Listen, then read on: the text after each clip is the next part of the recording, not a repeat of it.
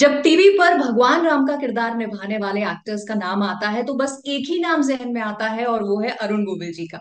और जब भगवान की आस्था पर आधारित किसी सटायरिकल कॉमेडी की बात आती है तो फिर एक ही फिल्म जहन में आती है, ओएमजी यानी ओ माई गॉड। ओएमजी 2 अब आने वाली है जिसमें अरुण जी एक अहम किरदार निभाते हुए नजर आ रहे हैं। क्या किरदार है उनका, किस तरह का उनका अनुभव रहा, सारी बातें करेंगे। लेकिन सबसे पहले अरुण जी, पंजाब केसरी नवोदय टाइम्स में बहुत बहुत स्वागत आपका। Thank you. नमस्कार। अच्छा, मुझे तो इतनी, मैं क्या बोलूं, किस तरह की एक अनुभूति हो रही है कि आपको बचपन से एक टीवी पे देखा और एक आस्था आपके साथ जुड़ी हुई देखी, और आज आपसे मैं इस इंटरव्यू के जरिए रूबरू हो रही हूँ। सो इट्स कहते हैं ना, फैन गर्ल मोमेंट, तो उस तरह का एक एक्सपीरियंस है। Thank you. Thank you. अच्छा अरुण जी, जो टीजर देखा हमने ओएमजी 2 का, उसमें आप दिख रहे हैं, बड़ी सीरियस सी आपकी एक भूमिका है। तो क्या किरदार है आपका, किस तरह का रोल प्ले कर रहे हैं? इसमें जो किरदार है, this man is running a chain of schools. Is an educationist basically, provides जी। Education to the kids. और प्रैक्टिकल किस्म का इंसान है, बिकॉज एजुकेशन के साथ साथ जो वेंचर्स हैं वो हमेशा उनमें कॉमर्स तो काम करती ही करती है, कॉमर्स ऑलवेज इन्वॉल्व होती है। तो उसके लिए एक इंसान को प्रैक्टिकल होना भी जरूरी होता है। स्कूल को मंदिर की तरह मानते हैं बिल्कुल। जैसे हमारी ड्रेस के ऊपर कहीं कोई छींटा ना लग जाए, ऐसे ही वो मानते हैं कि स्कूल की इमेज पर जरा सा भी कोई दाग नहीं होना चाहिए। लेकिन एक घटना ऐसी हो जाती है जिसकी वजह से ये आने का डर है। वो स्कूल की जो इमेज है वो थ्रेटन्ड उसमें आ जाती है, सर्कल में, तो उसके उसको बचाने के लिए फिर वो अपनी तरफ से कोशिश करते हैं। लेकिन उनकी जो कोशिश है, because he hmm. Is a very dignified person, और उस इमेज को बचाने के लिए वो कोशिश करते हैं, लेकिन उसको एक दायरे में रहकर करते हैं, मर्यादा के साथ वो उसको करते हैं। बिकॉज तो इसके लिए उन्हें जी। प्रैक्टिकल होना बहुत जरूरी है कि स्कूल की जो इमेज है वो भी बरकरार रहे। भगवान को भी मानते हैं, वो भी मन में रहता है। जो भगवान को मानते हैं उनको इस बात का ख्याल जरूर जी। रहता है। फिर जो बच्चे उनमें पढ़ते हैं उनको भी देखना है, सारी चीजें देखनी है उनको। तो इसलिए वो एक प्रैक्टिकल अप्रोच वाला एक इंसान है जो अपनी कोशिशें करता है पूरी। जी। तो मर्यादा पुरुषोत्तम राम के किरदार से लेकर मर्यादा को फॉलो करने वाले इस प्रैक्टिकल इंसान का जो रोल है, ये काफी, जाहिर सी बात है, अलग रोल है। तो कैसा एक एक्सपीरियंस आपके लिए रहा इसे इसे निभाना? क्योंकि ये एक नॉर्मल इंसान का रोल है। कोई भी नॉर्मल इंसान in these given circumstances will behave in this fashion only. And this man behaves it with the dignity and, as I said it, with the maryada. So इसलिए मुझे इसको निभाने में कोई प्रॉब्लम वाली बात नहीं हुई। मैं कहीं बहुत ज्यादा अपने आप को इससे अलग नहीं पाता, जी। क्योंकि मैं भी उसी तरह का है कि जो भी हमारे सर्कमस्टेंसेस होते हैं उनको हम किस तरह से अपनी मर्यादाओं में रहकर एक अच्छे तरीके से हम सॉल्व कर लें, तो वही किरदार है बेसिकली। तो इसलिए कोई परेशानी वाली बात इसमें नहीं हुई, बहुत ज्यादा कुछ सोचना और उस तरह की बात नहीं थी। और कई बार क्या होता है कि जब स्क्रिप्ट, अच्छी स्क्रिप्ट बनी है ये, और अच्छी स्क्रिप्ट जब होती है तो वो अपने आप बताती है कि हमें क्या करना है। सीन अपने आप कहता है हम्म।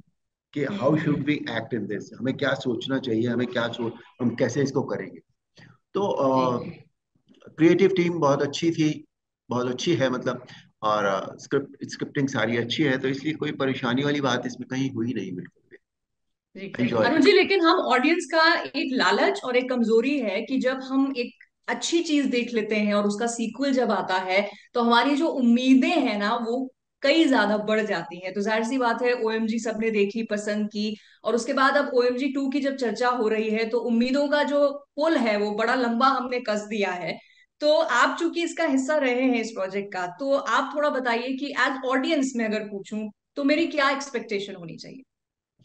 देखिए, एक्सपेक्टेशंस तो किसी भी चीज को दो तरीके से होती है। कि कभी हम किसी चीज के एक ऑ में होते हैं, किसी फिल्म की ऑ में होते हैं, अरे यार that film is coming, you know we must go to see the film. एक वो होता है। एक ओएमजी टू थोड़ी सी डिफरेंट फिल्म है। ओएमजी और ओएमजी टू में फर्क यह है कि उसमें जो हीरो था वो नॉन बिलीवर था गॉड में। इसका हीरो गॉड में बिलीवर है। This is the basic difference of the film. ठीक है, थोड़ी सी डिफरेंट है। बिकॉज एक उसको सोशल प्रॉब्लम हम लेकर कहेंगे कि वो जिस एक प्रॉब्लम का सॉल्यूशन और एक प्रॉब्लम को बताया गया है एक बेसिकली मैसेज दिया गया है इस फिल्म में। तो इसलिए थोड़ी सी हम्म। डिफरेंट है फिल्म, जरा सी। लेकिन बहुत इंटरेस्टिंग बनी है, एंड आई एम श्योर कि लोगों को अच्छी लगेगी।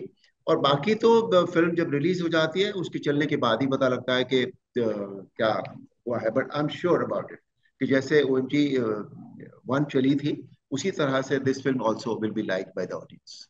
जी जी। बट आप इसका हिस्सा किस तरह से बने, अगर थोड़ा वो आप बताएं हमें। नहीं, इसका हिस्सा मुझे नहीं पता मैं कैसे बना। मुझे ये फिल्म के लिए जो हमारे डायरेक्टर हैं, अमित जी, उन्होंने अप्रोच किया था। और मैं बहुत सालों बाद, बहुत सालों से मैंने काम नहीं किया था, मैं बिल्कुल अध्यात्म में था। और ये कोविड जब खत्म हुआ उसके बाद की बात है, क्योंकि फिल्म भी काफी टाइम पहले बन गई थी मेरे ख्याल से। शायद मैंने जब लास्ट शूटिंग की थी इसकी, दैट वाज